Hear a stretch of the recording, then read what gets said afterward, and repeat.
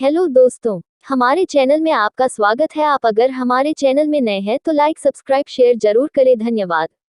क्या आप जानते हैं कि महिलाओं को होने वाले मासिक धर्म का पुराणों में उल्लेख शामिल है? उन्हें मासिक धर्म क्यों होता है, इस पर एक पौराणिक कथा भी मौजूद है जो इंद्रदेव से संबंधित है।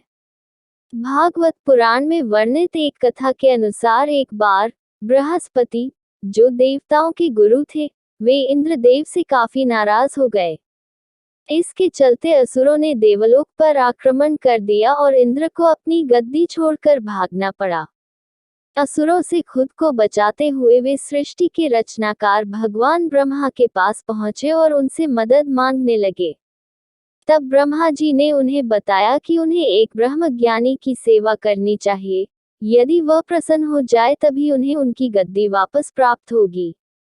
आज्ञानुसार इंद्रदेव एक ब्रह्मज्ञानी की सेवा में लग गए, लेकिन वे इस बात से अनजान थे कि उस ज्ञानी की माता एक असुर थी, इसलिए उसके मन में असुरों के लिए एक विशेष स्थान था।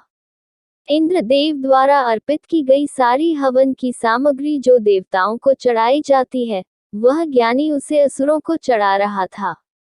इससे उनकी सारी सेवा भंग हो रही थी। जब इंद्रदेव को सब पता लगा तो वे बेहद क्रोधित हो गए और उन्होंने उस ब्रह्मज्ञानी की हत्या कर डाली। एक गुरु की हत्या करना घोर पाप था, जिस कारण उन पर ब्रह्म हत्या का पाप आ गया। ये पाप एक भयानक राक्षस के रूप में इंद्र का पीछा करने लगा।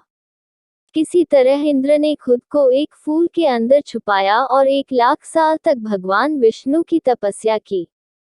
तपस्या से प्रसन्न होकर भगवान विष्णु ने इंद्रदेव को बचा तो लिया, लेकिन उनके ऊपर लगे पाप की मुक्ति के लिए एक सुझाव दिया। इसके लिए इंद्र को पेड़, जल, भूमि और स्त्री को अपने पाप का थोड़ा थोड़ा अंश देना था। इंद्र के आग्रह पर सब राजी तो हो गए, लेकिन उन्होंने बदले में इंद्रदेव से उन्हें एक वरदान देने को कहा। सबसे पहले पेड़ ने उस पाप का 1/4 हिस्सा ले लिया, जिसके बदले में इंद्र ने उसे एक वरदान दिया। वरदान के अनुसार पेड़ चाहे तो स्वयं ही अपने आप को जीवित कर सकता है। इसके बाद जल को पाप का हिस्सा देने पर इंद्रदेव ने उसे अन्य वस्तुओं को पवित्र करने की शक्ति प्रदान की। यही कारण है कि हिंदू धर्म में आज भी जल को पवित्र मानते हुए पूजा पाठ में इस्तेमाल किया जाता है।